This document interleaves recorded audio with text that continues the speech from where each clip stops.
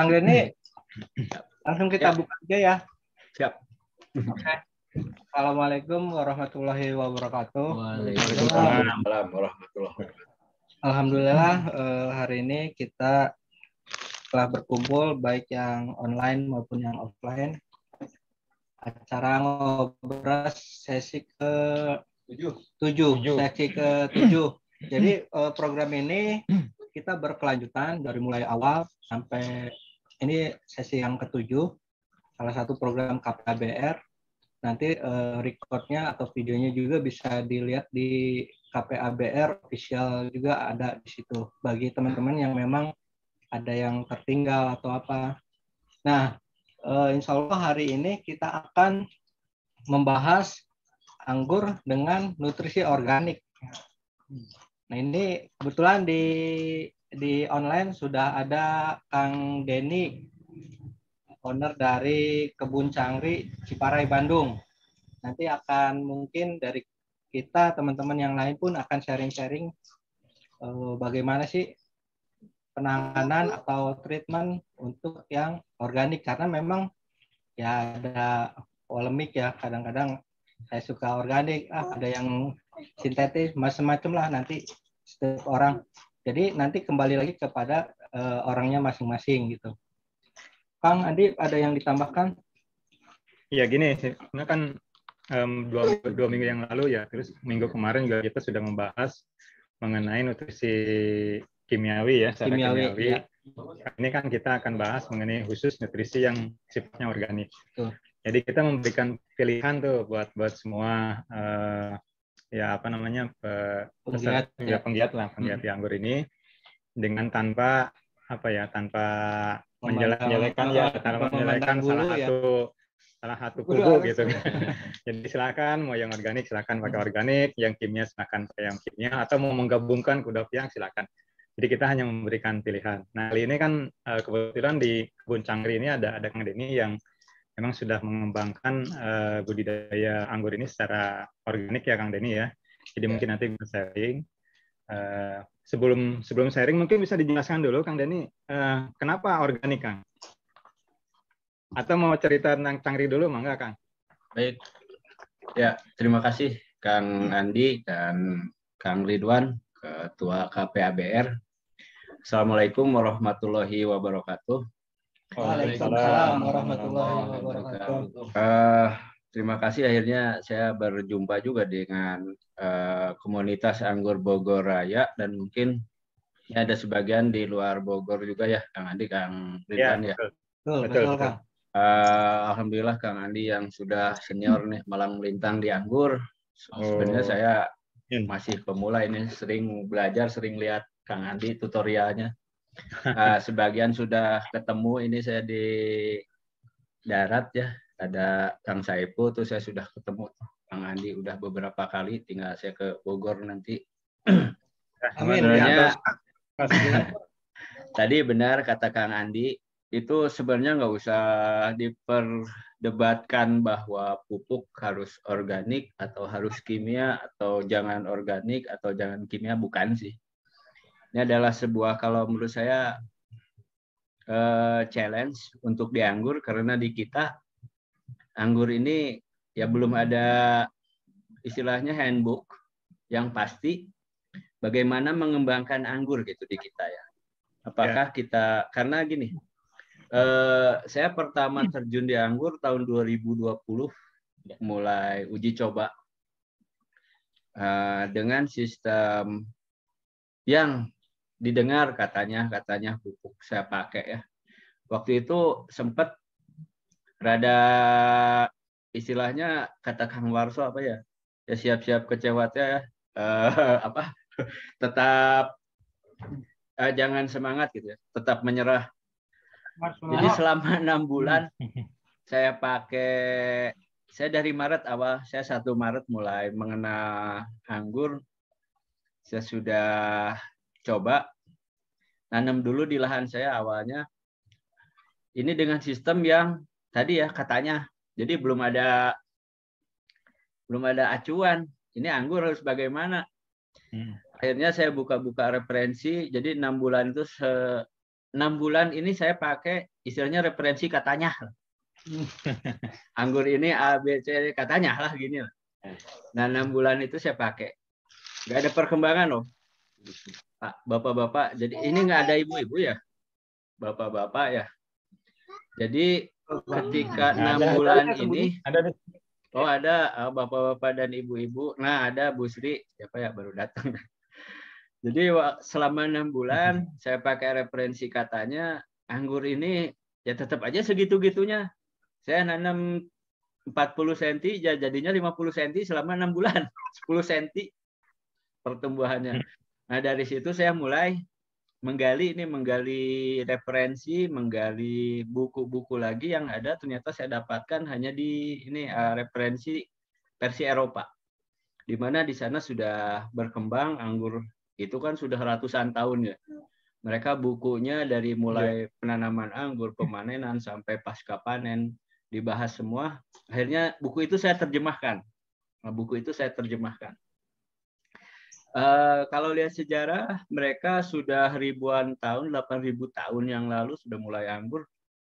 Ternyata revolusi industri yang ada pupuk kimia itu sebenarnya baru tahun 1970.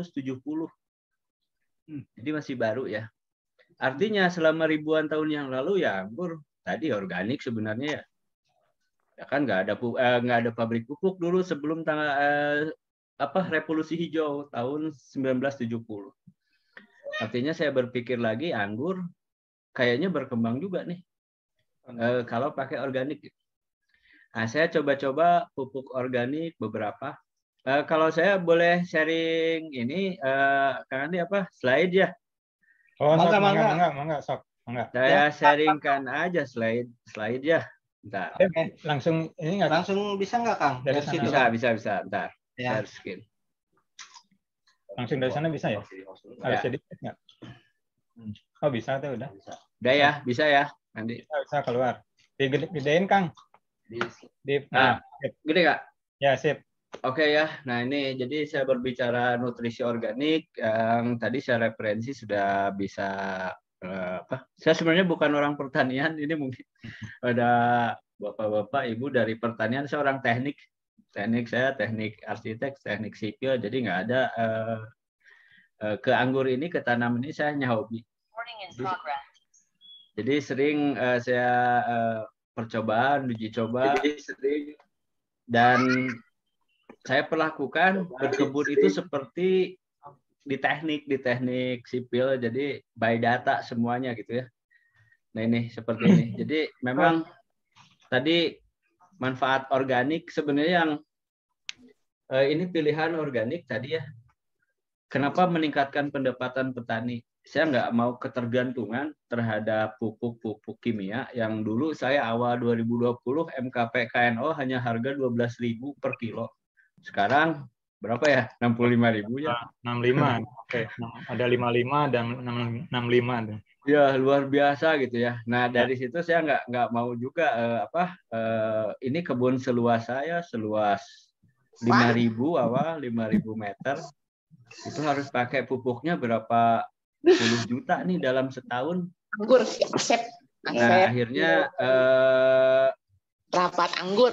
Saya mendapatkan formula yang baik nanti sharing. Nah, tapi pada dasarnya untuk pupuk organik itu bukan kembali ke cara-cara tradisional, tapi memang kita harus lebih menggali lagi ya. Jadi dalam artian kita harus mengetahui semua. Tadi saya berbicara by data. Jadi kita harus mengetahui data tanah ini seperti ini saya lakukan. Ini adalah sebenarnya di awal pun kalau ini sedang dalam pengamatan.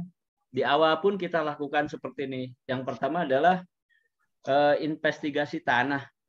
Jadi kenapa tanah ini harus diinvestigasi, harus kita cek kandungannya apa. Nah tadi, jadi kita mengetahui dulu tanahnya apa, kandungan tanahnya apa, terus tadi saya baca referensi keperluan nutrisi anggur itu apa. Dan ketiga, yang kita harus cek adalah pupuknya. Pupuk yang kita punya apa? Nah, jadi si ketiga itu kalau memang sudah diketahui, base-nya kita ketahui, subjeknya kita ketahui, gampang kita untuk menambahkan pupuk. Nah, jadi ini di awal kita mempertimbangkan kondisi tanah ini kalau untuk berkebun ya. Nanti samakanlah dengan skala yang di halaman juga akan begini juga sama kalau mau. Sebenarnya ini alatnya Bogor punya yang ngeluarin IPB. Jadi silakan kalau ya kit analisis tanah ya. Ya, jadi kit analisa tanah ini harganya kalau untuk berkebun sih murah-murah aja sebenarnya, ada cuman berapa 2 jutaan ya. Iya, harusnya Kang ya kalau untuk kebun mah ya. Jadi ini kan dipakai, saya evaluasi biasanya setiap 4 bulan si tanah ini. Sehingga si pupuk yang akan kita tambahkan kita ketahui apa sih kurangnya, apa sih lebihnya gitu. Kang, nah, mungkin selanjutnya bisa Kang dipotong Kang. Tadi ya, Mas, silakan.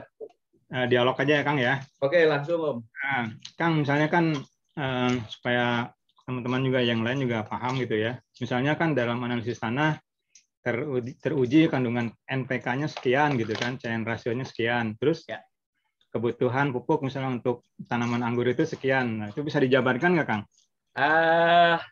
Yang ditambahkan berapa misalnya seperti itu. Oke. Secara ringkas saja. Ada Om. Jadi ini nanti ada di slide berikutnya juga. Ada ya, siap. Oke, lanjut. Nanti ada. Sabar atau sabar. Biar tahu. Ada. Jadi setelah kita pertimbangkan tadi kondisi tanahnya, jenisnya apa, terus pupuk organik yang cocoknya apa gitu. Betul. Nah, karena kan kita banyak organik, tapi sebenarnya untuk organik ini di sekitar kita ada ya. Jadi kalau cara bertani organik itu sebenarnya kita harus melihat ke sisi kiri kanan kita, bahwa di samping kiri kanan kita itu potensi sebenarnya untuk pupuk organik gitu ya. Nah, selanjutnya nih cara pemupukannya juga nggak sulit-sulit amat gitu ya untuk organik. Ini yang paling umum digunakan ini adalah top dressing. Jadi kita hanya menabur di atasnya, nggak usah pakai organik ini. Saya baca beberapa referensi tidak seperti chemical itu takarannya belum ada kepastiannya. Artinya kita harus studi terus-menerus takaran mana yang paling efisien. Artinya kalau sedikit cukup, banyak pun jadi sia-sia gitu. Jadi seperti kita makan, kita hanya cukup 1 piring ya nggak usah dikasih 2 piring lah, malah sakit gitu. Tapi sebenarnya untuk organik ini nggak sakit, tapi disimpan gitu. Nah, kenapa saya milih organik atau kimia? Kalau saya ibaratkan organik ini ya, kalau makanan sehari-hari kita yang namanya chemical, pilihannya adalah seperti kita makan makanan siap saji. Enak loh buat anak-anak kalau makanan siap saji ya, disajikan setiap hari, rasanya enak, mudah didapat, terus anaknya juga gemuk biasanya kadang-kadang ya. Tapi kan dampaknya juga ya nggak tahu lah, bukan itu. Tapi kalau organik itu kayak kita makan back to nature, kita makan dengan berbagai jenis makanan. Jadi ada makanan alaminya, ada buahnya, ada sayurnya, ada. Seperti itulah kira-kiranya gitu. Nah, kalau kita lihat komposisi dari beberapa pupuk organik, ini tadi ya Kang Andi benar. Ketika pengecekan tanah, itu kita akan mengetahui NPK, malah C organik, ada pH, terus tambahannya C organik dan pH. Selain ini dasar sebenarnya. Tapi yang baiknya itu kalau mau berkebun, kita ambil sampel di lahan kita, itu kita tes ke, misalkan tadi lab di IPB ya, lab tanah bisa, kalau di sini di Unpad, di Balitsa, atau di lab kimia agro kalau di Bandung. Terus ada di swastanya juga ada, jadi kita teskan sehingga nanti pemberian pupuknya itu tepat sasaran. Jadi tepat sasaran, jadi ketika kurang di lahan kita nambahkannya lah. Contoh, Contoh simpelnya ya, kalau kita biasa makan kulit pisang atau kita melihat kulit pisang yang limbahnya banyak di tukang keripik, biasanya tukang apa, itu sebenarnya kalau ada di tempat saya borong tuh, karena itu baik buat pembuahan loh. Ya, kaliumnya tinggi. Iya, iya. Jadi kaliumnya tinggi. Nah, itu salah satunya kan kita sharing tentang organik. Kalau susah cari KNO, salah satunya kulit pisang lah. Yang murah meriah ya. Murah, biasanya kan dibuang oleh industri keripik. Itu kita ambil aja atau biasanya diambil, mereka senang sih. Itu mengandung kaliumnya yang tinggi. Itu sekitar 42% kalium. Jadi menggantikan KNO ya, nggak usah beli KNO ya, kaliumnya besar. Itu kan kulit pisang matang atau kulit pisang mentah? Di sini tidak diterangkan dia matang atau mentah. Ya kulit pisang gitu ya. Mungkin sudah, malah kalau nggak ada kulit pisang, bonggonya juga, pohonnya disebarkan itu tetap kaliumnya tinggi. Itu dibikin POC atau bikin bokasian, Kang? Apa? Nah, gini. Padatan ya? Kenapa dibikin POC, kenapa bikin POP ya, pupuk organik padat? Sebenarnya untuk di tanah, untuk menerapkan efek slow release, jadi kita santai kan ya untuk pakai organik, itu pakai aja POP, pupuk organik padat. Nah, POC ini kalau ada kejadian kekurangan zat tertentu mikro misalkan ya, yang di daun, di batang, di buah, itu bisa ditolong dengan POC. Nah, POC ini sifatnya kan kalau kita bikin POC itu harus mudah diserap. Makanya dibuatlah cair. Dibuat cair, disemprotkan. Jadi kalau penggunaan POC di tanah ya itu memang mempercepat sih di akar. Cuman baiknya kalau saya pisahkan POC ini untuk membantu kita ketika kekurangan nutrisi di atas, bukan di akar. Nah, di akarnya kita mending pakai pupuk organik padat aja. Nah, ini salah satu kenapa tadi saya bilang tanah sudah diketahui, terus kebutuhan nutrisi anggurnya dari referensi ya, jadi bukan dari mungkin buku-buku di luar, cek saja nanti. Ini saya contoh, saya ngecek pupuk anggur cangri nih, pupuk organik cangri. Jadi memang yang saya kembangkan. Ini kadar-kadarnya terlihat komposisinya. Nah, kalau melihat pupuk organik, ini kita harus lingkar, ini adalah C/N. Dia kalau nilainya lebih besar dari 30, meskipun C organiknya nanti banyak, ini akan sulit diserap oleh tanaman. Jadi kalau kadar ininya, nah ini lengkap sekali. Jadi komposisinya, pH, C organik, N total, kita cek. Ini adalah pemeriksaan saya yang keempat kali untuk pupuk ini, untuk pupuk organik cangri ya. Ini juga POC. POC ini lebih ringan kadarnya, tapi dia akan lebih cepat terserap. Makanya tadi penggunaannya untuk POC ini adalah sebenarnya disemprot di daun. Tapi kalau POP ya di tanah. Nah, ini salah satunya lagi nih yang murah lagi nih, cangkang telur ya. Ini kawan-kawan sering bagaimana sih biar nggak pecah? 15. Ya, kalsium ya kurangnya. Jadi di tanah kita itu kalsium ini sangat mudah larut dan mudah hilang dan harus ditambahkan. Ini salah satunya cangkang telur, kalsiumnya tinggi. 90%-nya kalsium. Dan kalau sudah pakai ini nggak usah ada dolomit lagi kalau memang ada. Nah, ini salah satunya. Kopi itu, kopi. Waduh, selamat datang. Ya, pada ngumpul lagi nih. Pada ngumpul lagi tambahan nih. Nah, ini salah satunya kalau saya ngecek kalium, jadi saya biasanya bawa juga sampel ke rumah, kita cek. Tapi kalau memang di kebun juga kawan-kawan kita ada sambil ngajarin di kebun, kita cek juga. Nah, ini kondisi lahan kita harus mengetahui juga. Ini lahan saya mungkin dulu tidak terpikirkan bahwa lahan sawah bisa ditanami anggur ya di awal-awal. Siapa yang mau nanam anggur di sawah gitu ya, semuanya nyerah gitu. Ternyata ya tanah kita itulah mudah gitu.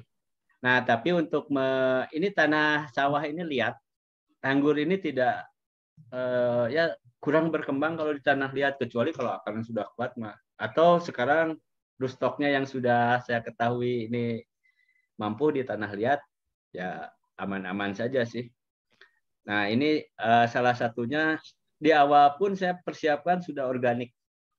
Jadi ini karung-karung ini bahan-bahan organik yang memang saya sudah persiapkan dengan kondisi lahan. Nah, ini salah satu bahan-bahan yang ini basisnya guano.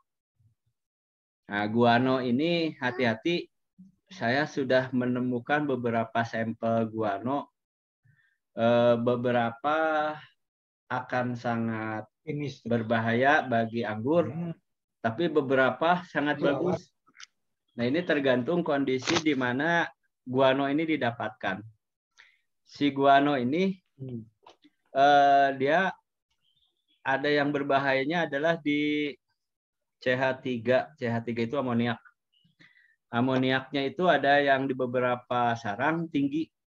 Nah, itu yang menyebabkan malah tanaman mati, tutung lah gitu ya, daunnya oke tutung gitu. Tapi di beberapa kandang bagus. Nah, makanya tadi saya melakukan penelitian juga ke lab itu beberapa kali untuk pupuk ini ya.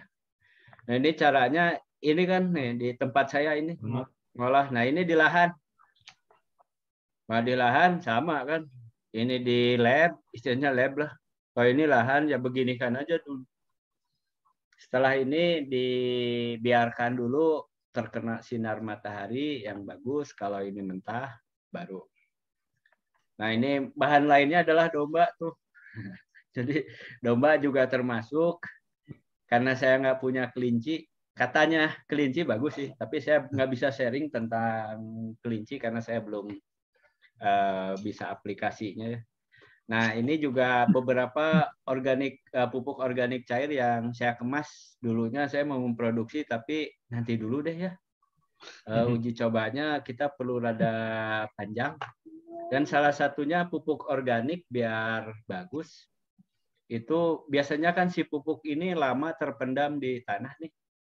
Nah, untuk membangkitkan apalah sejenis bakterinya apa, itu salah satu caranya dijemur. Jadi penjemuran ini sangat perlu sekali gitu. Nah, kalau ujung-ujungnya kan ngebun itu berbuah ya, buahnya harus bagus. Jadi dulu ada anggapan pakai organik, buahnya nggak enak atau apa. Ya, yang jelas mah sekarang saya lebih santai, organik, yang artinya hasilnya pun tidak mengecewakan, sampai kalau hitungan ekonomis, saya hanya ngeluarin tahun kemarin untuk pupuk seluas ini 12 juta saja. Nah, artinya ke depan 12 juta per tahun. Jadi bukan satu kali musim. Itu sebenarnya sedikit untuk hitungan kebun. Sedikit karena brutonya aja kebun kalau kita bercocok tanam budidaya anggur, kalau mau nanam anggur itu minimum 400 pohon ya. Jadi 400 pohon nilai ekonomisnya dapat. 400 itu kalau produksinya rata-rata saya sudah, makanya tadi ada beberapa pemilihan varian yang produktivitasnya tinggi. Itu saya hitung per tahunnya produktivitas hanya 20 kg per pohon. Jadi kalau sekali panen 8 kilo, 10 kilo, 40 kilo kan ya sekali panen. Itu sudah akan memenuhi nilai ekonomis. Dan kalau punya 400 pohon, artinya potensi kebun kita itu adalah 800 juta. Dari mana hitungannya ya 400 kali 20 kilo setahun. Kali jarak tanam berapa, Kang?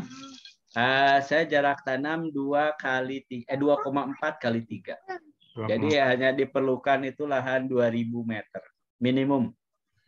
Tapi karena saya sudah lipat gandakan, sekarang jadi 5.000, saya tanam 800 pohon. Wow. Biaya pupuknya tetap 12 juta. Oh. Nah, dan untuk pupuk organik ini, kenapa saya pilih? Saya tidak usah menakar terlalu detail. Saya tidak ada istilahnya ketakutan untuk OD. Pernah mungkin ceritanya satu orang yang pakai pupuk saya, katanya OD.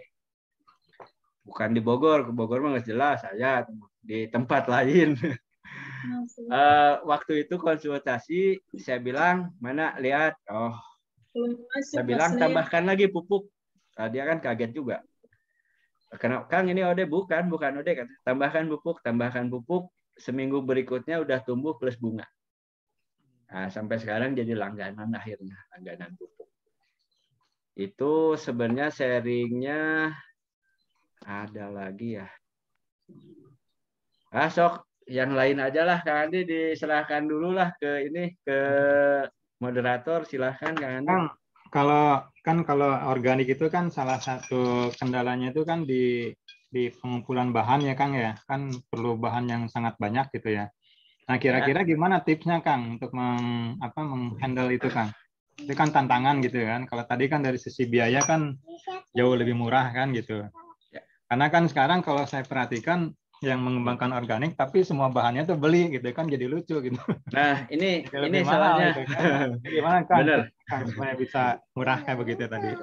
Siap Kang Andi. Nah, ini salahnya ketika berorganik harusnya melihat tanah sekitar ya.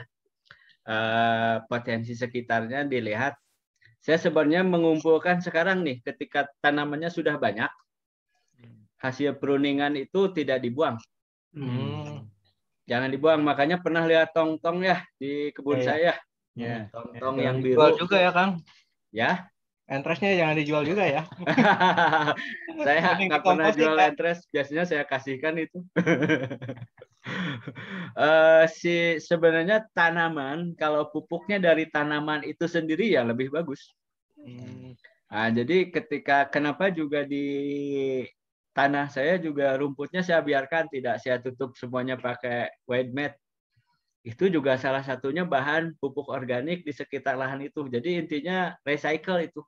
Jadi rata-rata yang keluar itu hanya buah. Nah, makanya pemupukannya pun yang dilakukan itu memang tadi ya, organik bukan berarti malas-malas, tadi kita harus lebih kreatif ya. Kreatifnya harus dibawa ke level yang lebih tinggi nih kreativitasnya. Sampai di tempat saya ada tempat mesin pencacahan, sampai ada mesin untuk ngolah pupuk. Sebenarnya untuk pupuk organik, untuk menyimpan. Nah, caranya ketika banyak tadi kita pruning. Pruning kita kilo. Si hasil pruningan itu biasanya sebanding dengan hasil yang akan diperoleh. Contoh kalau kita ini saya baca di referensi, kalau kita pruning 10 kilo batang dan sebagainya, yang keluarnya itu sekitar berapa persen, yang 40% gitu. Itu ada hitungannya, indeks apa namanya, lupa lagi. Baiklah. Jadi ada indeks ketika kita pruning, beratnya itu 40% itu akan hasilnya. Nah, untuk mengembalikannya lagi, si pohon tadi bekas, si tanaman bekas itu kita olah lagi untuk jadi pupuk. Nah, terus tadi saya melihara kambing tuh. Melihara kambing, kadang-kadang kan kambingnya dikasih anggur oge-nya. Jadi itu sebenarnya untuk mengembalikan juga, pupuknya juga nggak usah beli. Nah, untuk memilih pupuk organik ya, jangan yang sampai habis gini, bahan kelelawar. Kelelawar itu susah, karena dia tidak diternak. Jadi untuk memilih kelelawar, kita harus pikir-pikir dulu, karena pupuk ini bukan hanya setahun 2 tahun. Terus ya selama kita berbudidaya kan terus pupuk ya. Ya, kebayang lamun Rusia dan Ukraina perang terus kan, KNO MKP kan sulit kita kan. Sekarang kayak sekarang makanya organik ini adalah salah satu way out gitu ya. Jadi salah satu jalan keluar kita biar tidak ketergantungan terhadap negara lain gitu kan. Nah, karena yang saya tahu MKP di Rusianya. Ya, Iya. Rusia, banyak kan Rusia. Rusia ya, KNO MKP itu Rusia. Nah, sebenarnya pupuk organik berbahan unggas. Ini unggas ini di Amerika, di Alaska. Itu Amerika mengumpulkan untuk pertaniannya. Mereka mengumpulkan berton-ton, beribu-ribu ton, sengaja mereka ambil saja itu untuk pertaniannya di Amerika. Terus ada satu negara namanya Nauru kalau nggak salah. Dia tanahnya mengandung fosfat yang sangat tinggi karena apa? Karena bekas migrasi burung. Nah, jadi tadi kandungan untuk pupuk anggur ini karena yang diambil buahnya itu jadi keperluan fosfat dan kaliumnya itu tinggi.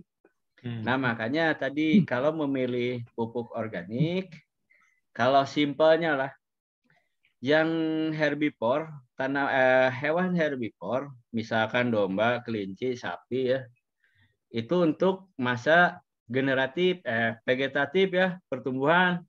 Nah, dia makannya juga makanan daun-daunan segala macam gitu kan. Nah, untuk fase pembuahan generatif berbahannya unggas. Karena di situ fosfatnya tinggi, kaliumnya juga ada, jadi nggak usah lagi. Nah, kalau tambahannya tadi ya, kalau ada daun pisang berbahan pisang, mau kulitnya, mau gedebognya, mau pisangnya juga boleh kalau busuk mah gitu kan. Pakai.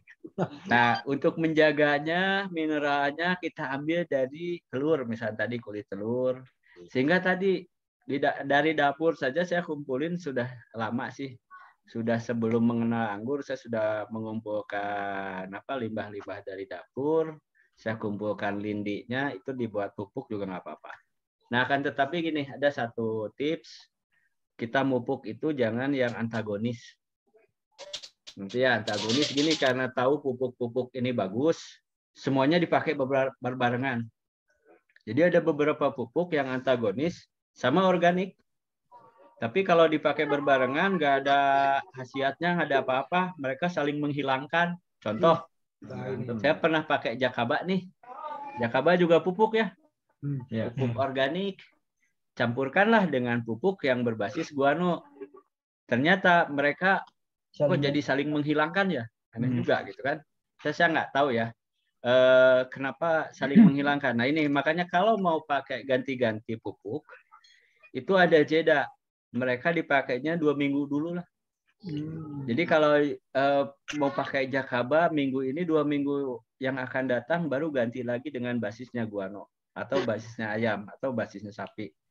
Nah jadi ada jeda dulu. Ketika disatukan, ada yang saling menghilangkan, nggak tahu bakterinya perang atau apa ya. Ada yang saling menghilangkan. Jadi ingat, kadang-kadang kita terlalu semangat memberi pupuk. Naon we ya alus. Nah, ada lagi kabar ini bagus nih. Ini bagus nih dibarengin. Bukannya bagus gitu kan. Malah jadi saling menghilangkan. Nah, itu ada yang mungkin Kang Andi mah sudah tahu ya. Jadi ada efek pupuk yang antagonis gitu. Nah, di organik pun sama gitu.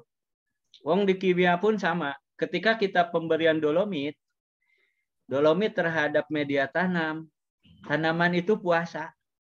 Nggak akan makan dulu. Sengaja itu biasanya kalau keracunan tanamannya kasih dulu dolomit.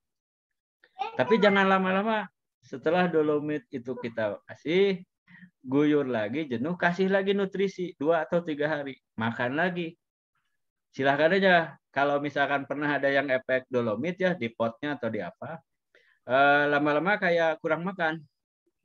Pias gitulah. Kalau orang bilang si tanamannya tuh pias. Ya karena dikasih dolomit. Dolomit itu fungsinya memang menetralkan. Jadi dia nggak makan nanti. Si tanamannya puasa dulu. Nah, guyurlah, kasih lagi nutrisi. Tadi untuk mempercepat, setelah pakai dolomit, aplikasinya kita kasih POC. Karena POC ini daya serapnya tinggi lah. Cepat gitu. Bukan slow release, bukan kayak POP. Itu ada lagi nanti ini satu capek. Silakanlah yang lain. Minum heula. Santai aja. Siapa tuh? Coba lah minum.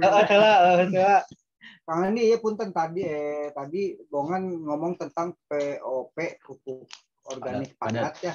Saya mau langsung ke telur, perkawis telur nih. Saya pernah dengar bahwa selama ini kalau penggunaan telur itu harus dijemur dulu, dikeringkan, yang bagus itu dibubuhkan Kulitnya si telur ini. Kalau cuman dibebaskan ke tanaman, kemungkinan tidak akan ada efeknya katanya. Apakah betul seperti itu? Telur ayam kan maksudnya? Ya, Telur orang. Iya, telur. Oh, itu telur lain.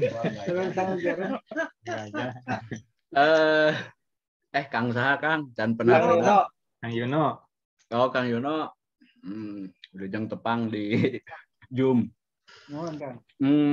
Kulit telur itu ya memang karena tadi ya ingin cepat reaksinya, karena biasanya fungsinya dia ingin menaikkan pH ya dari pH asam.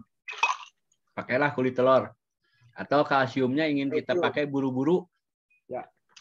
Ingin pakai buru-buru ya sudah, tadi dibubuhkan, dibuat tepung. Kalsium ya. Karena kita biasanya memakai kulit telur ketika tanaman kita kurang kalsium nih Kang. Jadi karena kita ingin buru-buru diserap, ya paling bagus tadi dihancurkan. Karena sebenarnya untuk mengekstrak dari telur ya untuk diambil kalsiumnya lebih gampang itu pakai ini Kang, cuka. Oh. Kayak cuka, larutan cuka. Cuka apa boleh gitu. Asam, jadi dia dikasih asam, dia larut, guyurkan. Boleh. Kering pun boleh. Guluntungan baik bisa Kang. Lama cuman kan itu masalahnya. Slow release, dia tetap dirilis, tetap dia diambil nanti oleh tanaman gitu. Cuman slow gitu kan. Nggak secepat kalau dia sudah jadi ekstrak. Itu sih kalau yang saya alami. Iya, slow kita abdi mah slow. Nah, satu lagi ya, bahan yang sebenarnya kalium. Ada kalium, ada tambahan yang kalium. Kalium ini bahan alaminya adalah banyak ya di sekitar kita, kokopit atau kelapa, sabut kelapa. Oh ya. Caranya dibakar sampai jadi abu aja. Treatmentnya dibakar ya Kang? Bakar sampai jadi abu. Nah itu kaliumnya tinggi. Kalau dicuci dia cukup nggak Kang? Dicuci atau direndam gitu? Boleh. Toppingan. 2 minggu kan ya? 2 mingguan ya? Minimum 2 minggu direndam sampai dia berwarna hitam, si airnya baru siap. Kalium dari tapi airnya nanti diganti rutin. Kan airnya Kang anu jadi pupuknya kan sudah larut di air tadi kaliumnya kalau dari bahan.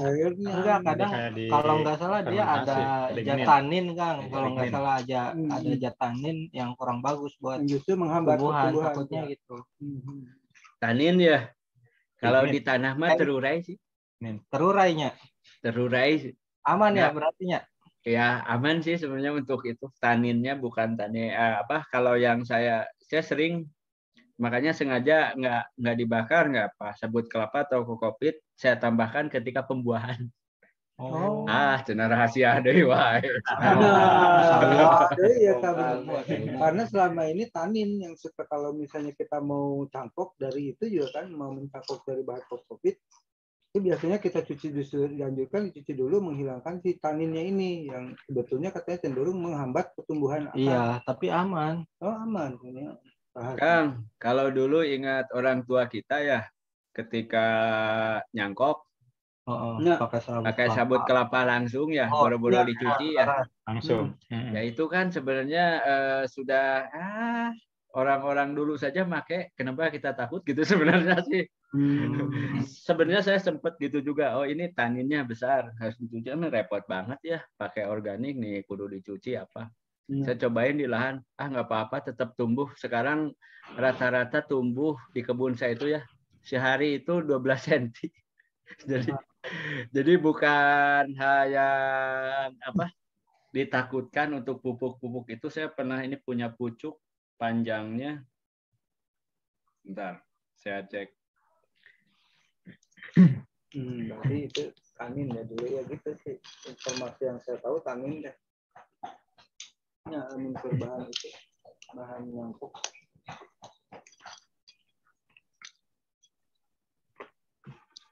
Guano dia apa?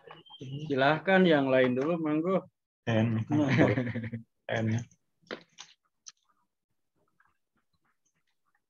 Ada berapa yang hadir, bro? Tadi 17, sekarang 14 turun. Turun lagi. 20 nyampe tadi.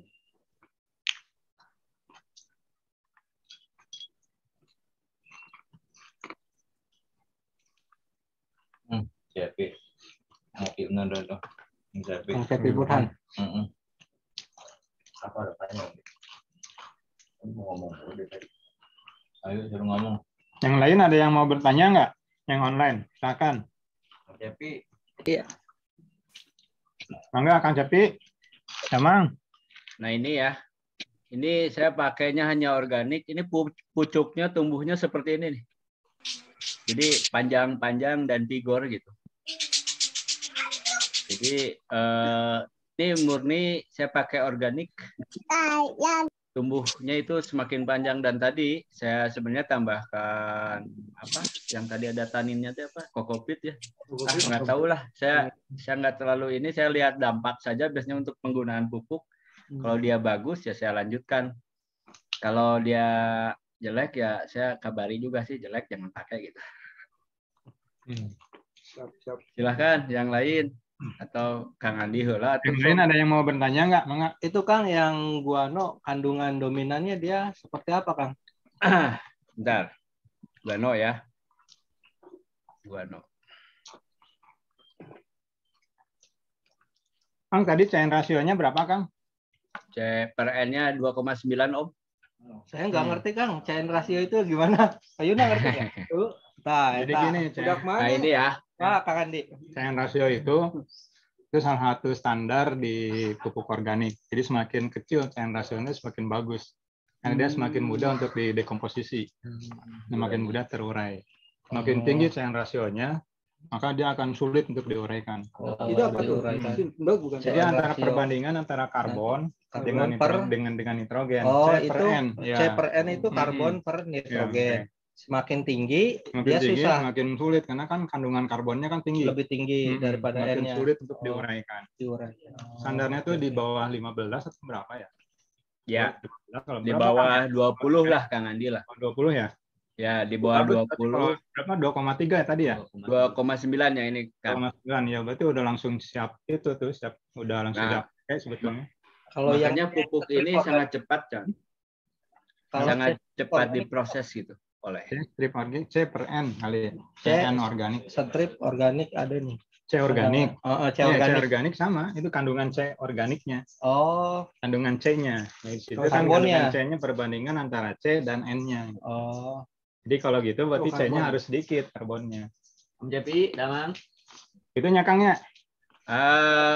Perkiraan tetap C biasanya lebih besar, Kang ya. Di kandungan pupuk ini kalau N banyak, nanti biasanya dampaknya juga hanya ke pertumbuhan nitrogen kan banyak ya. Iya, banyak. Betul. Jadi itu adalah rasio di pupuk yang SNI-nya juga kalau di bawah 20 dia memang tadi cepat terserap. Nah, kalau di atas 30 istilahnya dahareun mah loba ngan teu kapake gitu. Ngan lama betul ya. Nah, itu diperlukan zat penetralisir atau transportnya itu berupa boron. Jadi boron ini perlunya sedikit, dia hanya mikro ya. Boron ini mikro. Boron alami juga tadi di dalam pupuk juga ada gitu kan, boron alami. Dia hanya perlunya mikro tapi harus ada dia untuk transportnya. Anggur ini sangat cepat transportasinya. Jadi dari akar, dari media ke atas ya, ke daun bisa sangat terlihat atau ke buah. Jadi kalau anggur, coba saja kalau pernah SPAP, terus di pruning, kering ya, nggak ada airnya. Kasih air aja jenuh. Dalam 5 menit kemudian airnya sudah nyampe di pucuk atau di tempat terakhir kita pruning. Ya. Memang sangat cepat sekali gitu. Ya.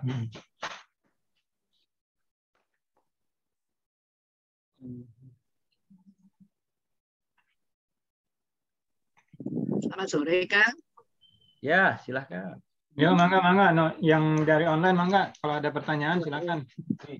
Saya mau tanya, saya itu kan pegiat ekoenzim ya. Dari mana Bu? Mangga Bu. Oh, Perkenalkan dari Depok. Dari Depok, Limo, Depok. Saya itu pegiat ekoenzim. Apa ekoenzim itu bisa untuk pupuk anggur gitu.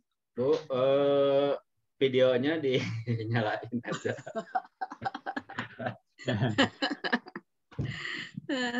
Mana? Iya, saya Pak Bunasti. Ya, Bu. Saya kenal sama Mas Reno di situ. Jadi saya diberi informasi tentang Nah, ini ada Mas Reno nih. Iya. Iya, saya itu memang dari dulu memang pegiat bikin kompos lah, pokoknya ada pelajaran bikin kompos gitu, pakai macam-macam lah. Itu kalau pakai ekoenzim ampasnya kayak atau cairannya itu bisa enggak untuk anggur itu? Saya juga mengumpulkan setiap kali masak dengan telur, bikin kue, bikin apa itu selalu saya cuci terus saya tumbuk gitu. Jadi kalau maksud saya ekoenzim itu bisa dipakai enggak, Kang? Oke, Bu. Mana ada Kang Andi, ku Abdi mana? Kang Denny lah, mangga Kang Denny. Makanya sebenarnya tadi sebaiknya by data kalau misalkan kita mau pakai pupuk apapun ya berbasis organik atau non organik sebenarnya berbasis data apa kandungannya gitu. Bisa Bu kalau memang itu bahan-bahannya juga organik sebenarnya aman-aman saja. Nah yang nggak kita tahu itu adalah komposisi dari ekoenzim yang kita bikin. Jadi contoh saya punya POC ya. Saya share POC.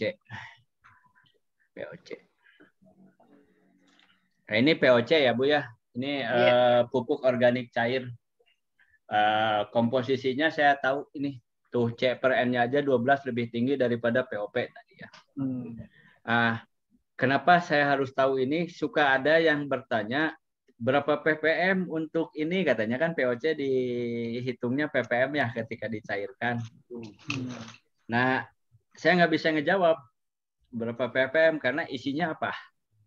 Nah, sebaiknya memang tadi meskipun berbicara organik, jadi sebenarnya bukan kembali ke cara tradisional, itu kita lebih mengenal lagi bahan-bahan di dalamnya apa gitu. Tapi sepanjang, kalau sederhananya begini sih Bu, sepanjang ketika kita kasih ke anggur atau ke tanaman, dampaknya baik, pakai aja Bu. Nada komposisinya itu biasanya kita yang ngerti Bu. Kita yang melakukannya tiap hari, karena bahannya pun kan berbeda-beda tiap hari ya Bu ya. Iya. Kadang-kadang telur, kadang-kadang sayur, kadang-kadang ada ikan, kadang-kadang ada apa gitu ya Bu ya. Iya. Nah, memang simpelnya saja sih, nggak usah dibuat ribet untuk ini. Ibu biasa pakai kalau segelas dicampurin 2 liter ke tanamannya bagus, misalkannya daunnya subur, buahnya bagus, nggak masalah. Pakai aja seperti itu Bu. Jadi gitu. Kalau ekoenzim itu memang ini Kang, ekoenzim itu 1 liter itu hanya dikasih 1 mili aja. Ya, ekoenzim murni gitu. Jadi nggak banyak. Jadi memang 1 liter air itu hanya dikasih 1 cc aja. Iya. Ekoenzimnya gitu. Bagus dong Bu ya, ngirit ya? Ngirit banget. Ngirit bagus sekali. Kan Bu ke tanamannya? Bagus sih. Jadi lebih hijau gitu loh kalau. Nah, sepanjang bagus Bu, pakai Bu. Tapi untuk ke pembuahan sudah dicobain Bu? Oh, saya belum. Saya gagal nanam. Saya udah dikasih Mas Reno bibit anggur ada 3 pohon. Saya gagal karena saya tinggal ke Bandung, kena hujan, akhirnya mati semua itu. Jadi saya nangis. Karena lagi yang iya. Belum ini belum ada sarananya. Kan harus ada greenhouse. Kang Reno kasih lagi atuh yang besar Kang Reno. Tapi belum ada greenhouse-nya segala kok. Harus saya siapkan dulu. Adik saya yang mau adik saya yang mau nanam di ya lahan agak sedikit sih, kecil gitu, cuma lumayan bisa di itu apa mataharinya banyak, mau dibikin greenhouse gitu di daerah Meruyung itu. Sedikit sih, mau lahan sedikit dicoba gitu. Ya. Nah, oke Bu, bagus. Jadi memang tadi dampaknya kalau pupuk organik, saya pun awal-awalnya mencoba-coba loh Bu. Jadi komposisi segini saya cobain.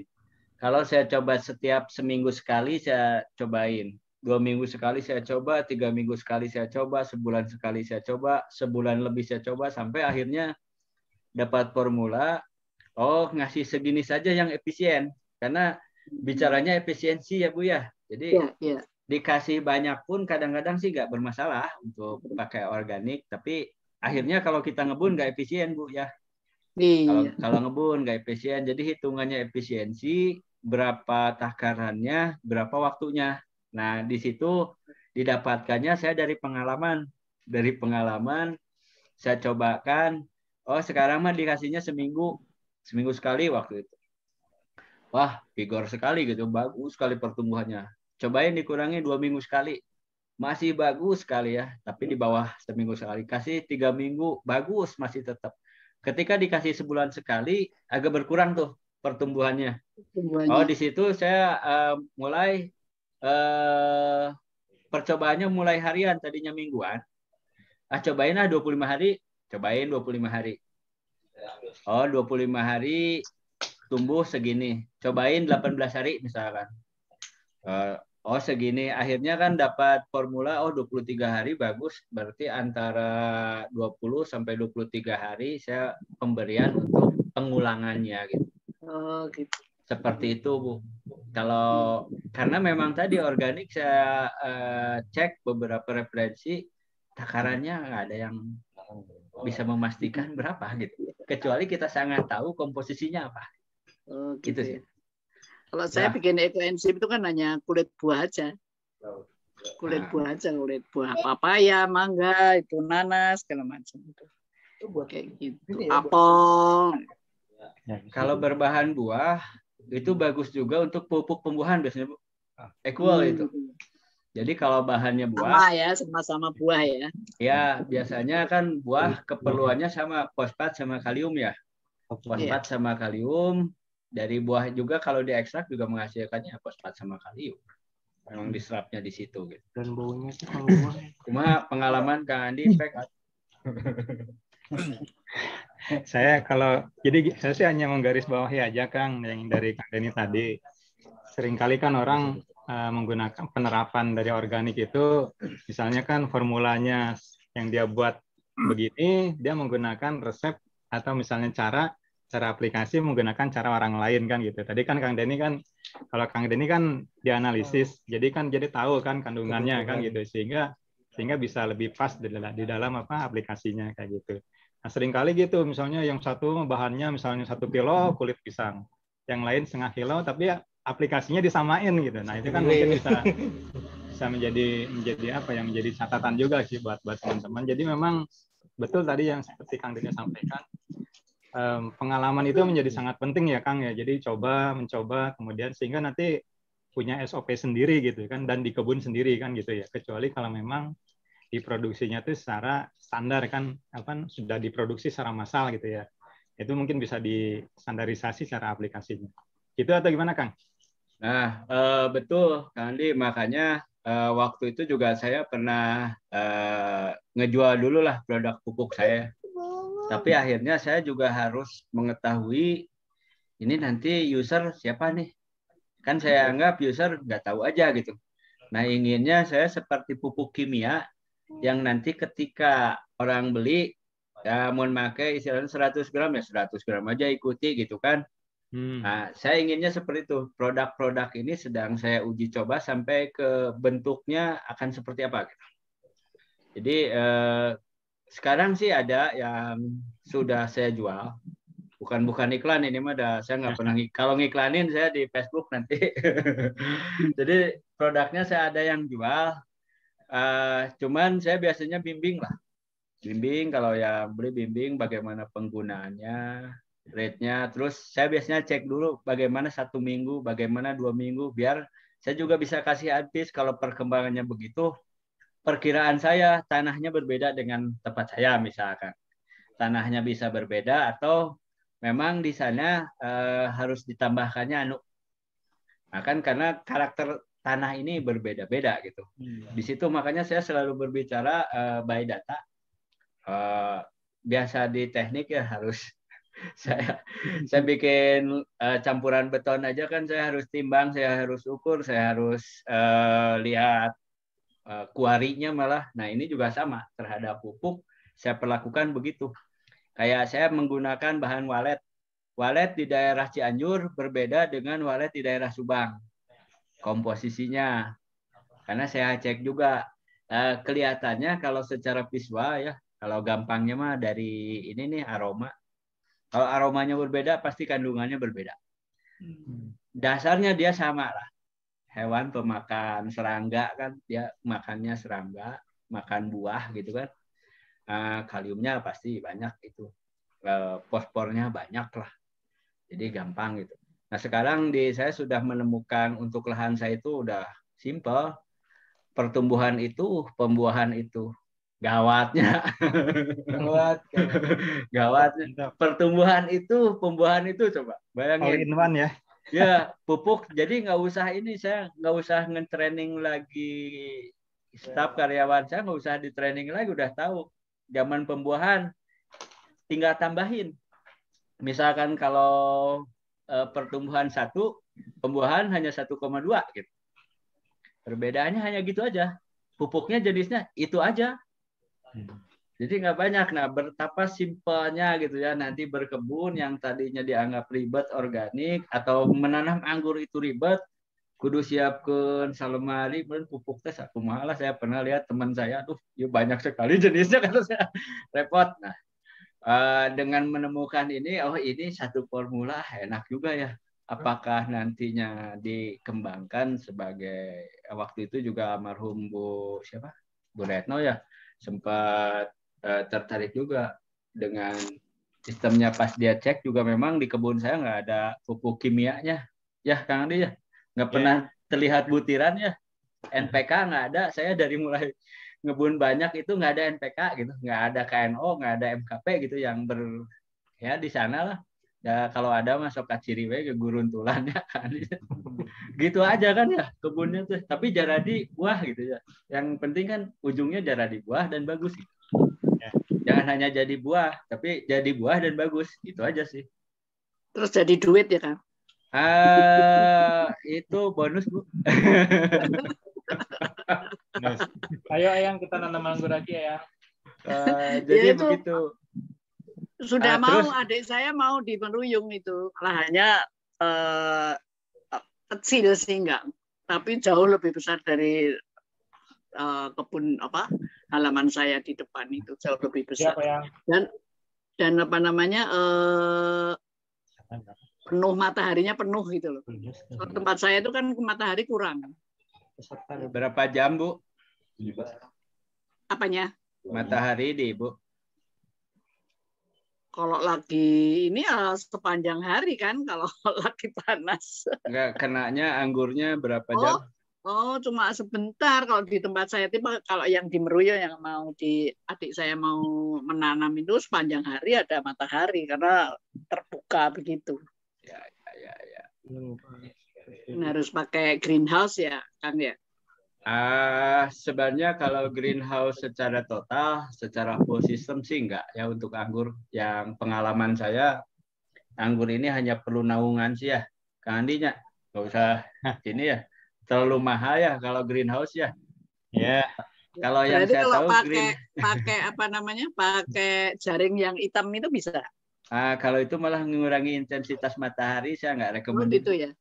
Oh gitu. Ya. Pakai, tapi nggak tahu ya kalau daerahnya panas. Saya sih kalau di Bandung nggak rekomendin pakai itu. Kalau di Bandung. Daerah panas juga kayaknya enggak kan? Mataharinya. Nggak rekomendin juga. Iya, berkurang.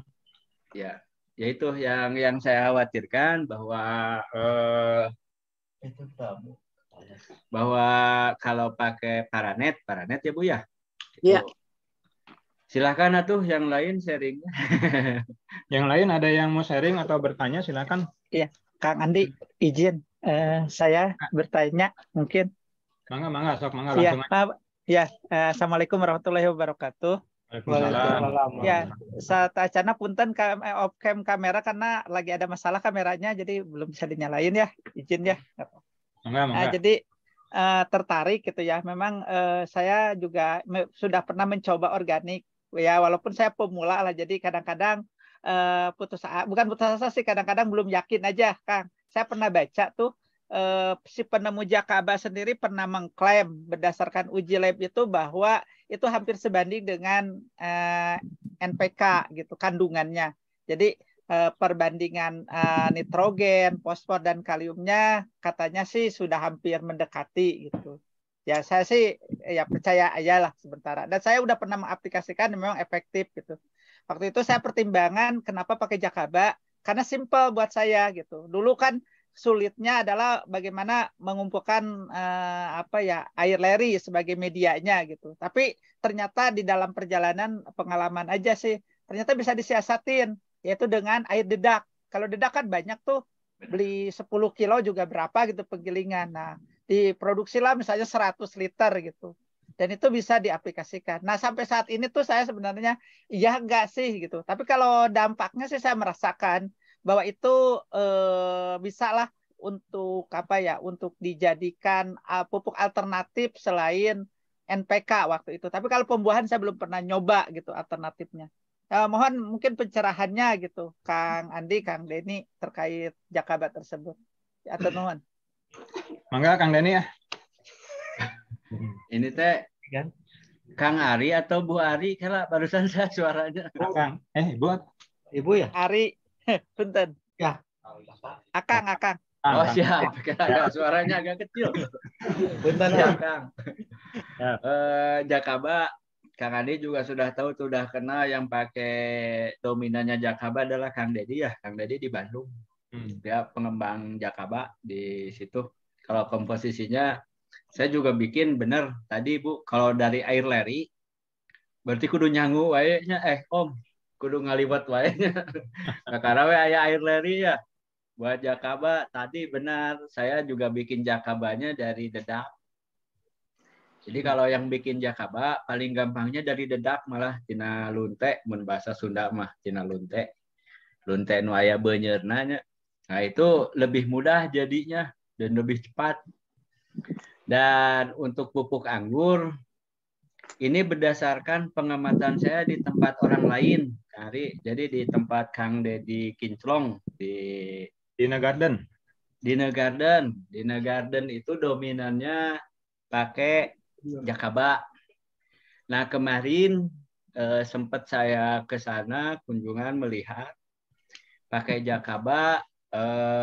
Punten Kang Ari, karena kondisi daun lebih tipis kah? Sama kah? Atau bagaimana? Mungkin iya, tapi tidak terlalu spesifik memperhatikan Kang. Yang penting montok, daunnya lebar-lebar gitu. Lebar-lebar ya, tapi lebih tipis ya Bu ya?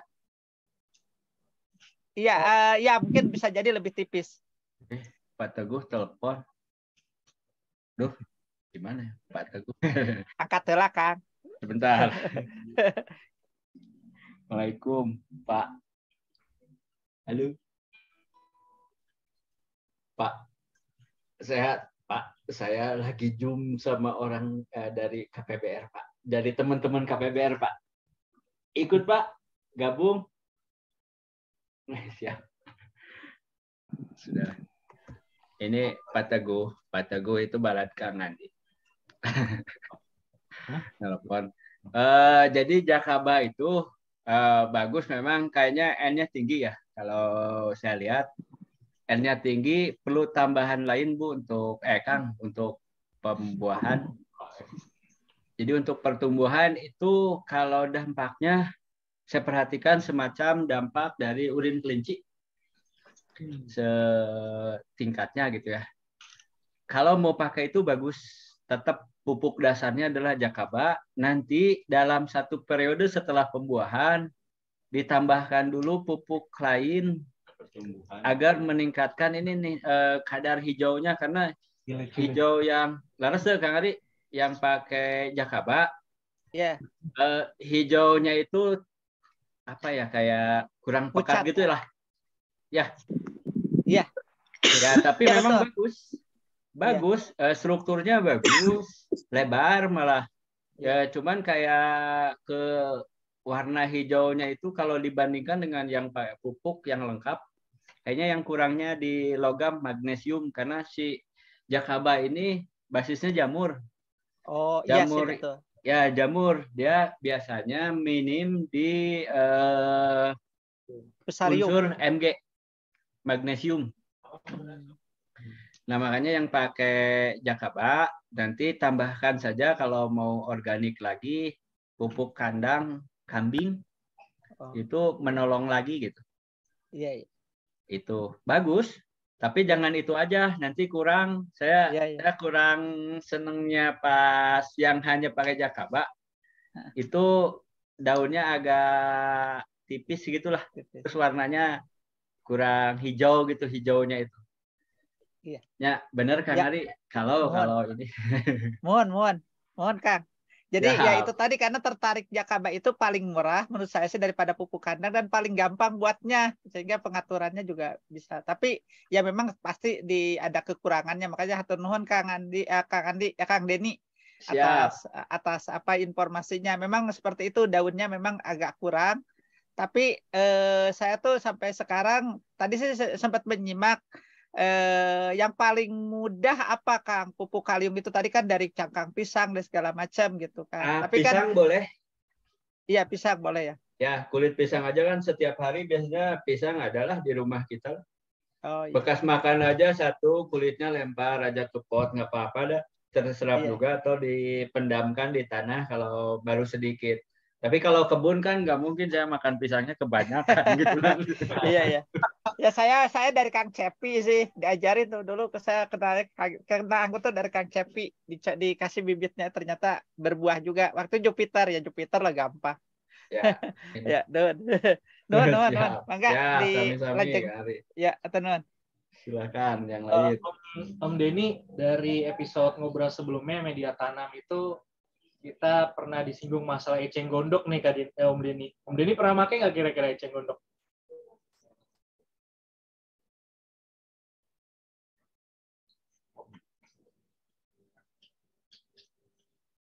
Jangan dimut. Kemute Om. Oh enggak, nah, udah. Untuk eceng gondok, tadi ya pemilihan bahan. Eceng gondok itu bagus. Yang tingginya dia, saya pelajari kemarin, fosfat.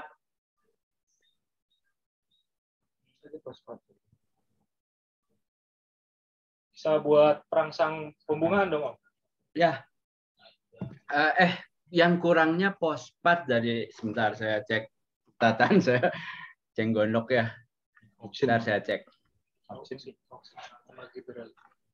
Auksin Kang, kandungannya banyak auksinnya untuk keperakaran, ke sama giberelin. Hormonnya ya. Bentar, saya cek. Saya udah catatan untuk eceng gondok ya. Oh iya benar. Jadi eceng gondok ini tadi untuk pembuahan bagus, tapi fosfornya sedikit. Dia banyaknya kalium. Kaliumnya ya. Ya. Nah, jadi tadi pemanfaatan eceng gondok ini bagus kalau di sekitar ada eceng gondok. Ya. Jadi kalau memang di sekitar tidak ada eceng gondok, ya jangan nyari jauh-jauh atau jadi mahal gitu kan. Ya, nah, makanya tadi kalau misalkan di sekitar juga ada daun bambu, pakai aja daun bambu. Nah, kalau ada lagi di sekitar ada kelor, pakai kelor, itu paling lengkap kalau kelor. Jadi kalau kelor, nah daunnya ya untuk pupuk anggur, kalau hanya ada kelor saja sok gerak. Mislah tenang we, makanya melak kelor di pagar.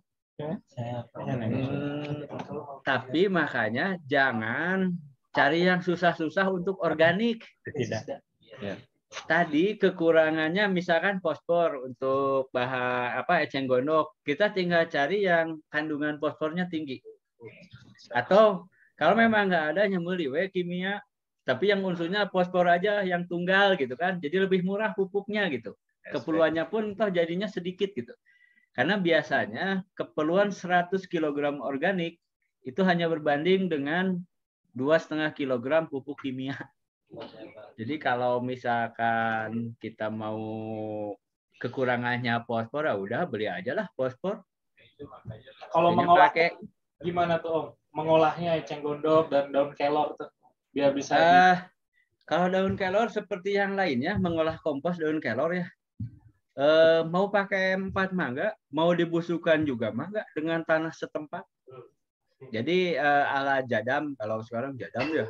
Kan menggunakan tanah dulu setempat yang subur, didekomposisikan dengan bahan-bahan itu kan jadi juga pupuk. Seperti itu. Daun kelor bagus ya. Kelanya, kago kerja di. Ada teman ikutan ya, Pak dosen. Jadi begitu caranya. Jadi kalau memang di sana ada tadi eceng gondok ya, pakai pembuahan bagus itu. Tapi kalau saya nggak ada, tapi kalau saya ada ya kan kadang-kadang ada tuh disolokan bawa, makanya saya suka kembangkan di kebun, di kolam saya. Nah di kolam baru saya ke daratan pakai juga pemupukan, nggak apa-apa. Kadang-kadang kiambang, tahu ya kiambang? Kiambang, terus apalagi tuh teh. Saya suka dikirim langsung sih kadang-kadang oleh alam karena dekat dengan saluran umum. Gitu ya. Jadi kayak kiambang ya udah ke daratin aja jadi pupuk sama. Kiambang atau apung ya. Ya, nu ngapung lah eta kiambang lah mun bahasa Cipalain apa gitu. Cuma saya yang paling tertariknya itu ternyata penggunaan cara pemanfaatan menjadi pupuk organiknya itu cukup dengan dibebaskan gitu ya. Jadi nggak usah pakai proses segala macam gitu, nggak usah pakai dekomposisi lah segala macam. Nanti kan di situ ada bakteri apa terurai di situ ya Kak? Iya langsung ya. Sesederhana itu ternyata. Benar. Tanyain aja Kang Andi yang pernah ke kebun, di kebun saya teh sederhana pisannya. Jika eueuh naonannya Kang Andinya, tapi aya buahannya. Iya. Nah, itu jadi kadang-kadang gitu kita jangan repot terlalu repot. Wah, harus A B C campur anu. Ternyata ya alam juga menyediakannya sih. Gitu kan. Kalau kita perlu mencampurkan dulu, nah makanya organik ini sebenarnya menghidupkan tanah ya. Jadi menghidupkan tanah kalau sok silakan. Jadi menghidupkan tanah, kalau organik ini si tanahnya itu seolah-olah mereka dia bakterinya hidup. Nah makanya kalau misalkan Kang Andi perhatikan di kebun saya, rumputnya kenapa dibiarkan kan ya? Nah salah satunya kelebihan yang zat-zat beracun atau ada tadi hewan yang merugikan keperakaran misalnya, keperakaran ada hama akar. Itu tidak melulu ke akar anggur. Itu akan teralihkan ke akar-akar tanaman lain di sekitar. Nah, ini juga cara organik ya. Jadi tadi kalau holistik, kalau organik ini menyeluruh. Jadi di samping tadi nutrisinya, yang lain-lainnya juga kita olah. Kayak saya misalkan suka nanam bunga matahari itu juga salah satu cara organik untuk mengendalikan hama. Nah, pengendalian hama ketika ada, kadang-kadang saya nanam jagung di samping. Jagung ini cuma 3 bulan tumbuh gitu kan. Dia berkembang. Di sana ada serangga yang lawannya kutu putih. Jadi kalau mau kutu putihnya berkurang secara organik, tanamlah di situ di sampingnya jagung gitu. Nanti di jagung tumbuh kepik. Biasanya kepik itu yang makan kutu putih. Nah, itu kalau makanya organik ini saya kadang-kadang kayak ada tanaman bunga matahari di situ gitu ya. Jadi ada bunga matahari karena di sana juga ada kita mengundang musuh alami dari hama-hama yang ada. Ketika nggak ada apa-apa, yang lainnya ada, ya tinggal anggur ungu, ya sudahlah, yang diserangnya anggur. Nah, terus mungkin yang pernah pengalaman pupuk organik kambing ya, terutama kambing dan sapi, itu suka menemukan larva kuuk ya. Nah, bahaya juga kan ya. Jadi bahaya untuk tanaman. Nah, khusus untuk dua itu, baiknya fermentasinya istilahnya harus matang. Karena di situ lalat itu dia bertelur, di situ nyimpen. Akhirnya ketika fermentasinya nggak matang, ya tadi itu ya ditanam di tanaman kita ya kuuk lah jaradi, beak we akar gitu kan. Ya. Seperti itu. Silahkan yang lain yang organik gimana bisa aya anu iya tuh. Lain Kang Denny meureun lain gitu sok atuh silakan. Cang Ali. Cang Ali ya. Cang Ali ya. Mangga Cang Ali. Silakan. Cang. Lain Cang Ali. Mah Damang. Om Topik tadi mau nanya. Mau nanya nggak ya? Atau yang lain mau ada pertanyaan nggak? Oh iya, untuk tekstur tanah tuh Om Denny kan kalau ya 30 cm itu kalau dikeduk keluar air tuh. Kira-kira rawan nggak tuh untuk perakaran? Berapa senti Om dalamnya? 30 sentian udah keluar air tuh. Di saya 10 senti airnya kan. Tidak masalah ya. Berarti nggak masalah Kang ya?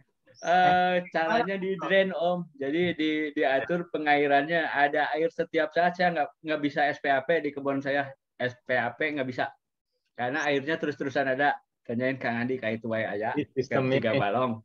Dialirkan airnya. Jadi dialirkan. Nah, yang bagus untuk anggur itu sebenarnya air yang mengalir Om. Kanalisasi apa istilahnya Kang kalau dibuat sistem irigasi Om. Ya, kanalisasi lah dibikin. Jadi di dalam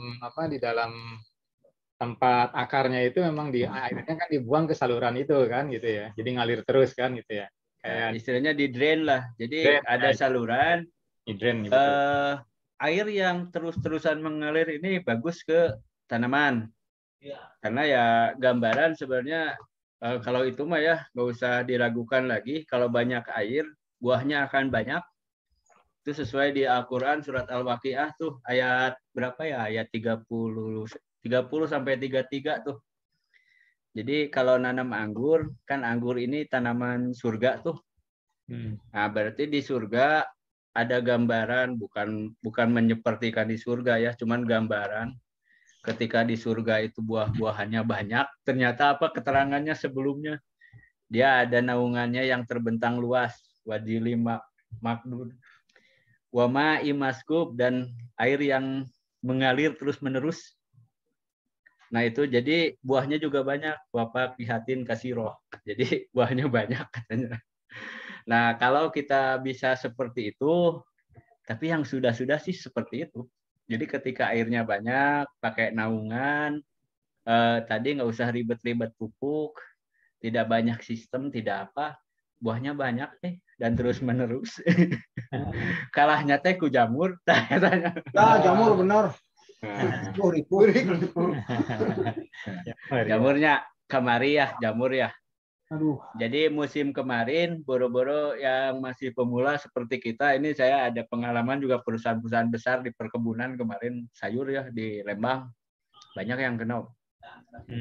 Jadi bukan hanya kita itu mah, bukan hanya perangguran yang baru pemula-pemula ya, itu yang sudah yang sudah kahot lah di pertanian, sudah biasa bikin bibit, sudah di Lembang kemarin khusus dari November sampai Desember. Jadi kalau mau lihat, kalau kita sakit, ya kalau kita sakit di rumah, kita seakan-akan menderita sendiri ya. Tapi kalau kita ke rumah sakit, ternyata yang sakitnya banyak ya. Nah gitu we pengangguran mah kan di bawah santai we nya. Pengangguran mah bawah santai we gitu loh. Jamurnya batur oge da keuna. Kalau ini kan udah Om. Nah kalau buat di kebun Om nih yang mengatasi OPT nih, organik pakai apa nih Om? Saya ada sebentar. Itu udah kan sekarang masalahnya nutrisi kan ya. Iya. Itu nanti kita bahas lah. Kita bahas selanjutnya aja Om. Boleh juga sih. Iya, boleh juga kan. Sebenarnya itu ada sendiri masalah pestisida organik ya. Jadi karena hari ini saya dikasih tahunya nutrisi organik. Ya, sudah saya siapkan untuk nutrisi organik. Nah, mau nanya ya tapi bagus di Bogor ini grup komunitas yang ini Kang Ridwan kayaknya ketua baru teh membawa perubahan yang ini ya, yang ngobrol segalanya. Ya, mantap. Tiap minggu jadinya peranggurannya meriah lagi gitu ya. Ya, sudah bagus sharing. Yang punya ilmu jadi berkah gitu. Kita juga dapat ilmu gitu. Nah, gitulah. Bagus Kang Ridwan, lanjutkan. Jadi komunitas ini jadinya berguna lah. Ya, tidak hanya untuk satu komunitas kan, akhirnya ketika Zoom ya seluruh Indonesia juga bangga kan, Kang Ridwan diumumkan. Betul Kang, ini pesertanya juga nggak hanya orang Bogor, banyak dari yang lain juga gitu, dari luar juga banyak. Kemarin ada yang dari Lombok, dari Surabaya, dari Aceh juga ada. Ya, alhamdulillah. Enggak, kalau ada seri berikutnya juga misalkan masalah pupuk organik kita sampai aplikasinya, sampai pengendalian OPT organik, mangga kita. Boleh nanti Kang, nanti sesi berikutnya pas panjang oke soalnya itu teh. Pas pengendalian hama Kang. Nanti kan ini kan terus runut nih. Dari kemarin kan kita bahas mengenai syarat tumbuh, kemudian nutrisi, media tanam, nutrisi. Nah, nanti mungkin ke OPT lah kayak ininya. Mau acara pruning mau acara pruning. Nanti itu ada. Di anggur itu ya sebenarnya untuk membuahkan itu tidak melulu masalah nutrisi. Makanya kalau ada yang berbuah terus nanyainnya hanya pupuknya apa? Salah sebenarnya. Salah, benar. Nah, jadi ada beberapa juga teknik juga menentukan pembuahan. Betul. Nah, jadi pupuk itu istilahnya logistiknya lah. Yeah. Tapi logistik loba tuh bisa nyalur ke nana ya terjadi nanaon gitu. Nah, itu juga ada teknik. Jadi silakan Kang Ridwan mungkin diagendakan bagaimana sih untuk berbuah gitu kan, bukan hanya pupuk gitu. Betul. Teknik juga harus dipelajari gitu. Dari mulai pembentukan, dari mulai awal lah persiapan lahan seperti itu sampai pembuahan. Ya, kalau menurut saya sih, yang pemula ini pemula. Ada Kang nanti Kang itu ke pemeliharaan anggur nantinya masuknya ke materi pemeliharaan anggur. Jadi kan sekarang ini kan lebih ke bahas nutrisi nih. Nanti ke pemeliharaan itu termasuk penyiraman ya. Kemudian pengendalian hama penyakit. Teknik pruning macam-macam lah, itu masih panjang Kang. Jadi insya Allah sih mudah-mudahan doakan aja lah kita sehat semua, kita bisa saling sharing gitu ya kan, saling sharingnya manfaat buat yang lain lah, kita nggak ada sekat insya Allah. Kalau misalkan ada yang ini kan sudah 17.30 tuh Kang Andi udah mulai. Kalau ada yang misalkan kurang lengkap tentang pupuk organik boleh di sahabat perangguran yang saya bikin mungkin ada di situ kan itu mah grup terbuka ya. Sengaja sahabat Om, jadi bukan saya tidak ada membentuk komunitas itu mah buat umum. Sengaja yang jualan pun mungkin ada di situ, saya suka batasi karena apalagi jualannya nggak jelas, ada gambar di Google pasti saya kick itu, nggak ada itu. Itu karena dengan sahabat kasihan masa sama sahabat menipu. Kan dari Google istilahnya enggak itu. Jadi biasanya di grup itu kalau yang sharing saya lebih suka, ada yang nanya silahkan. Dan kalau misalkan mau berkebun dengan apa ya buatlah catatan yang mudah-mudahan berguna gitu untuk yang lain kan ketika kita nggak ada ya ini saya buat catatan nih segini nih. Di jurnalnya gitu ya dari mulai awal sampai itu ada kita buat jurnal, harian pun kita buat jurnal. Mulai belajarlah bahwa menanam anggur di kita itu ya minimal nanti atau sama-sama dengan Malaysia heula atau dengan Thailand gitu kan, jangan ngomong dengan Eropa kan terlalu jauh gitu. Minimal bisa lingkungan sendiri tingkat lokal kita bisa menyediakan dan akhirnya kan kalau mau swasembada anggur juga bagus karena nilai import anggur ternyata satu harinya berapa? 1,7 miliar ya per hari ya. Tinggi. Ya, Tapi kemarin tinggi. enggak mulai berkurang kan waktu kapan ya ngobras kapan ya? Kan ada salah satu importir ya. Oh iya. Sampaikan Waktu di bahwa stok ternyata itu. memang sekarang mulai berkurang Waktu katanya di impor lapak anggur bibit, itu. ya. Ya, waktu di ada tuh Kang waktu itu Kang waktu acara ngobras itu. Hmm. Jadi memang rupanya dengan orang Ya. banyak menanam Iya, di pekarangan, kemudian ada juga yang mengebunkan banyak gitu ya. Ternyata juga bisa mengurangi betul. Ya itu, Wah, devisanya biar nggak keluar. Iya, jadi manfaat gitu buat ke ini. Dan itu memang betul ya importir yang ngomong ya, Iya. kita bukan importir anggur lagi. Ya. Itu Karena yang diimport banyaknya yang kualitas rendah. beda lah. Jauh. Yang kualitas bagus mah masih banyak lah di supermarket kelihatan. Iya. Sip lah, teman. Itu ada lagi, silahkan. Sebelum Kalau mau beli pupuknya gimana, Kang? Bu Sri, saya sih belum jual di toko online. Kalau ke kebun saya ada, kalau misalkan Japri aja sih. Karena tadi pupuk saya belum terlalu apa? Ini bukan ajang pemasaran loh. Bukan.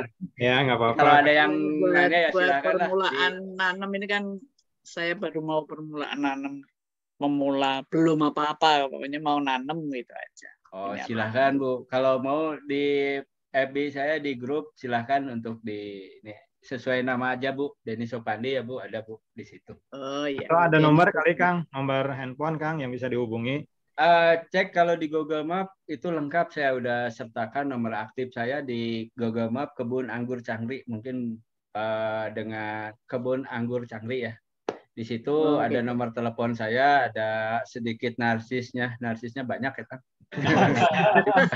Tapi bukan saya aja. Harus Kang. Nah, di situ ada nomor telepon yang bisa dihubungi, memang itu nomor saya. Gitu. Oke, makasih Kang. Ya, kalau mau berkunjung ke kebun pun boleh, nanti panen insya Allah. Di Bandung ya? Ya, di Bandung Bu. LBR. Lebaran banyak lah. Kalau bulan depan mah buat saya aja panennya. Lebaran ada ya Kang ya? Apa Bu? Lebaran ada. Lebaran insya Allah ada Bu. Oke, soalnya saya punya adik di Bandung, bisa ke sana. Ya, di daerah Bu. Mana Kang? Bandung Selatan Bu, di Ciparai. Ciparai. Ya. Keluar tol Buah Batu Bu, keluar tol Buah Batu di situ udah langsung tinggal ngikutin Google Map. Oh gitu. Ontrog, siap di ontrog. Ari Cangri kenaon Kang, namina teh kenaon, namina teh Cangri. Artinya teh naon? Itu nama daerah. Oh. Cuman punya cita-cita juga change dan RI Om. Jadi kita perubahan lah, perubahan pandangan. Jadi change untuk RI pertanian anggurnya lah. Berubah yang tadinya kita hanya importir ya nanti swasembada. Eksportir, jadi eksportir. Ya eksportir sih nggak usah sih Bu. Besaran pasar di sini kok di lokal. Iya. Ngapain ngejual ke ini? Betul. Jadi targetnya saya lokal sebenarnya. Di Ciparai, Bandung Selatan. Jadi itu maksudnya, dan kan namanya jadi keren Om. Jika bandara canggih gitu Mundi. Jadi Cangri. Ya, itulah. Akhirnya banyak beda. Ya mungkin udah ada pertanyaan lagi nggak atau ada sharing dari yang lain nggak? Karena waktunya sudah jam 5.30 ya. Jadi ya terima kasih banyak nih Kang Denny yang sudah banyak sharing nih mengenai atur nuhun. Jadi mudah-mudahan kan dengan pola pengembangan nutrisi organik ini menjadi salah satu solusi kelangkaan pupuk kan yang sekarang sedang melanda Indonesia ya, mungkin juga dunia barangkali ya. Seperti itu, mudah-mudahan ini jadi solusi dan ternyata juga hasilnya sangat baik kan gitu dan sudah terbukti kan seperti itu. Tinggal nanti tinggal itu pilihan kita ya, mau menggunakan kimia silakan, organik silakan, atau menggabungkan kedua-duanya juga silakan. Insya Allah semuanya baik gitu ya. Mungkin itu ya Kang Denny ya. Ya, betul Kang Denny sepakat. Ya. Enggak Kang Ridwan. Ya jangan lupa untuk saksikan ngobras ini di mana Mandi? di Selanjutnya. YouTube channel. Ini juga ada di teman-teman sekalian kan, ini kan dimuat juga di YouTube channelnya KPABR. Nanti jangan lupa juga like and subscribe. Tayangannya nanti kita simpan di YouTube kita. Di YouTube KPABR. Mangga, terima kasih banyak nih atas segala perhatiannya nih. Kang Iridan, mangga ditutup kan? Langsung Kang, tutup aja. Oke, terima kasih Ngobras kali ini karena waktu juga sudah Menunjukkan buku. Selesai pukul 17.37. Jangan lupa, insya Allah nanti minggu depan kita tetap ngobras lagi. Temanya akan kita sampaikan mungkin di hari Rabu. Terima kasih semuanya. Assalamualaikum warahmatullahi wabarakatuh. Waalaikumsalam warahmatullahi wabarakatuh. Ya, sukses KPABR. Terima kasih. Terima kasih. Izin Lab, Sadayana. Assalamualaikum.